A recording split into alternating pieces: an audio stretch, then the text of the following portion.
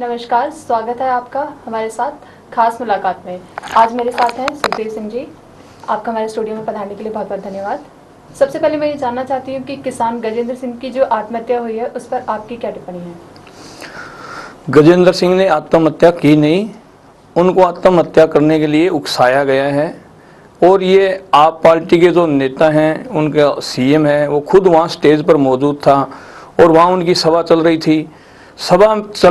थी और किसान गजेंद्र सिंह पेड़ पर चढ़ रहा था और पेड़ पर चढ़ के वो जोर जोर से वहाँ आवाज़ें लगा रहा था। ये मीडिया द्वारा दिखाया गया है कि किसान गजेंद्र सिंह पेड़ पर चढ़कर आवाज़ लगा रहा था कि दिल्ली के सीएम केजरीवाल आकर मेरी जो बातें हैं, मैं राजस्थान का किसान हूँ, राजस्थान से आया हूँ और मेरी बातें केजरीवाल जी सुने। केजरीवाल जी के पास कहने को तो वो आम आदमी है, आम पार्टी है, आप पार्टी है, पर वो कहते कुछ हैं और करते कुछ हैं। किसान वहाँ आवाज़ें लगाता रहा, उनका स्टेज पर प्रोग्राम चलता रहा और उल्टा किसान को पेड़ से उतारने के बजाय आपके कार्यकर्ता और आपके नेताओं ने उनको उकसाया और वो आज हमारे बीच में नहीं है, वो शहीद हो गए इस देश के किसानों के लिए। इतनी सरकारें चली गई, परंतु फिर भी अन्नदाता की जो ये स्थिति है अभी तक ज्यों की त्यों बनी हुई है। क्या कहना है आपका? सरकार चाहे कांग्रेस की हो चाहे बीजेपी की हो, सरकार से मतलब नहीं है।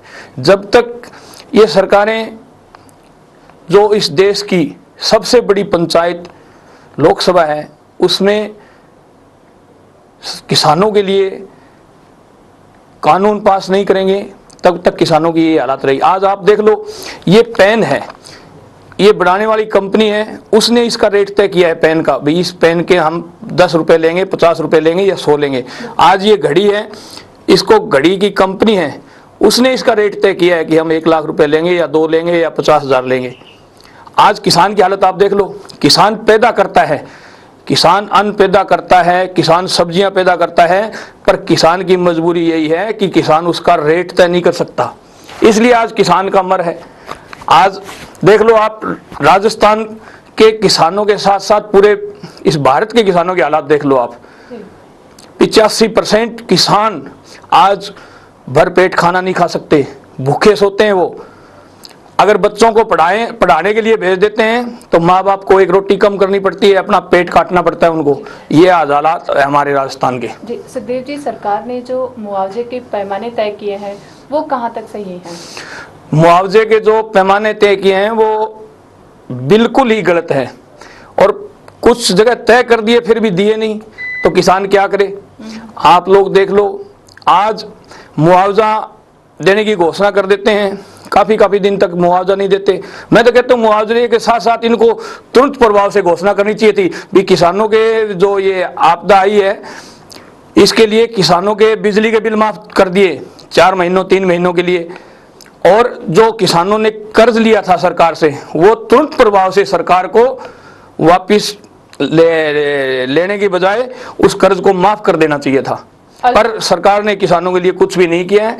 ये मन की बातें रेडियो पे बोल देते हैं, अखबार के माध्यम से बोल देते हैं और मीडिया के माध्यम से बोल देते हैं, बाकी करने को सरकार के पास कुछ भी नहीं है। आपकी राय में किसानों की स्थिति को सुधारने के लिए क्या किया जाना चाहिए? आपकी क्या राय है?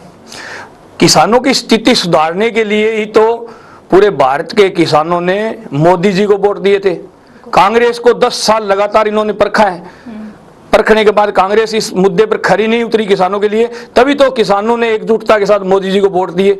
और आज मोदी जी भी देख लो विदेशी दौरों पे घूम रहे हैं, हमारे सीएम देख लो राजस्थान के, वो विदेशी दौरों पे घूम रहे हैं, यहाँ किसान आत्महत्याएं कर रहे हैं। आप आंकड़े देखो किसानों के, ये एक शहीद गजेंद्र सिंह की बात नहीं है, आप आंकड़े देखो किसानों के। राजस्थान में 600 से 700 के करीब किसानों ने आत्महत्याएं कर ली और यहाँ के जो राजनेता हैं, वो चाहे पार्टी कौन सी हो, वो मौन धारण किए हुए बैठे हैं। जब तक किसान अपनी फसल का खुद रेट तय नहीं करेगा, तब तक यही हालात किसानों के होने वाले हैं। मोदी जी भी किसानों की जो आस मोदी जी पर थी, उस पर मोदी जी भी खरे नहीं उतरे हैं। आज देख लो किसानों की हालात, मोदी जी सिर्फ स्टेटमेंट देते हैं, जबकि स्टेटमेंट की जगह उनको कानून बनाकर एक बिल पास करके किसानों के लिए एक ऐसा वो बना देना चाहिए फंड, जो ये स्वर्गीय शहीद गजेंद्र सिंह के नाम से एक किसान कोष बनाकर किसानों की देखरेख के लिए एक उच्च स्तर पर उनको बीड़ा उठाना चाहिए, पर मोदी जी भी इस काम में विफल है। इस पर जो राजनीति हो रही है, क्या उससे राजनीति का स्तर गिर गया है? नहीं, राजनीति की बात नहीं है। जो राजनीतिक पार्टियां हैं वो इस मुद्दे को उठाती हैं या बोलती हैं, जो विपक्ष में है वो मुद्दा उठाती है, बोलती हैं, तो सत्ता वाले क्या कहते हैं कि ये तो राजनीतिक रोटियां सेक रहे हैं। अरे मैं ये कहता हूं जो सत्ता में बैठे हैं उनको कि आप जो इनको कह रहे हो राजनीतिक रोटियां सेक रहे हैं, राजनीतिक रोटियां सेकने का इनको मौका ही क्यों देते हो?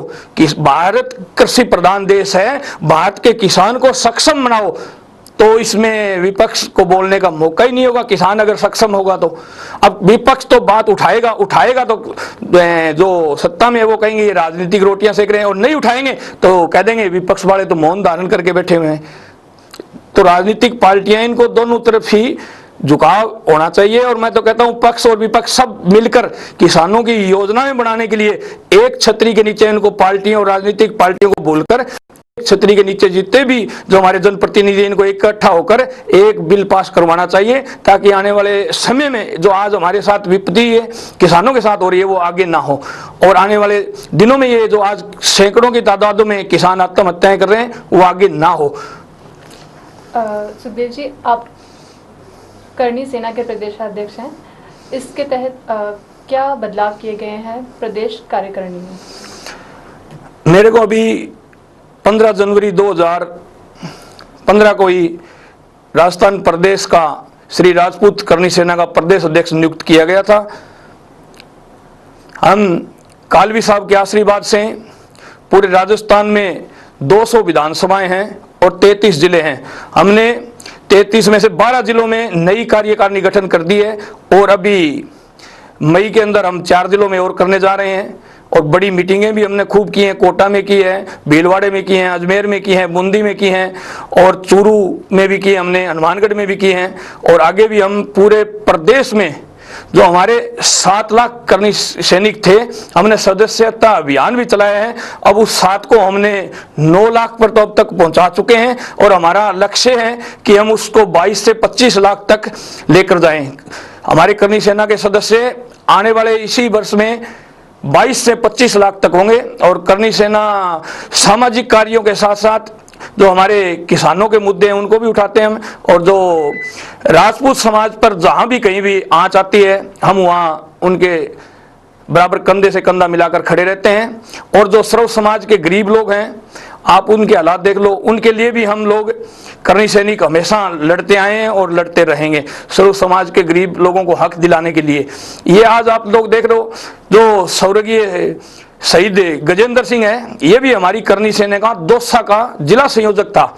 मैंने अभी पिछले दिनों ही इनके नियुक्ति की थी, और ये हमारे कालवी साहब के साथ सामाजिक न्याय मंच था उस समय से जुड़े हुए हमारे कार्यकर्ता थे, और उनके परिवार के प्रति हमारी संवेदना है। और मैं राज्य सरकार से भी आज हमने अभी केजरीवाल जी का कलेक्टिव पर पुतला फूंका हमने, तब हमने राज्य सरकार को भी चेतावनी दी है कि 2-3 दिन के अंदर हमारी मांगे मान ली जाए। अगर मांगे नहीं मानोगे तो राजस्थान के जो सीएम हैं उनका भी पुतला हम इसी जयपुर में कलेक्ट्रेट चौराहे पर जलाएंगे।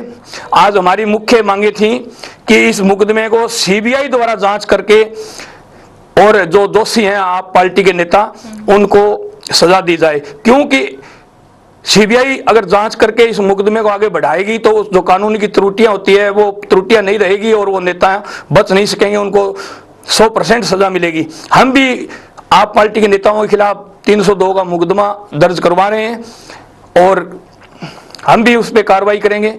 इसके साथ साथ हमारी मांग है कि शहीद के एक परिवार को सदस्य को नौकरी तुरंत प्रभाव से दी जाए, और उसको शहीद को गजेंद्र सिंह शहीद है जो उसको उचित मुआवजा दिया जाए।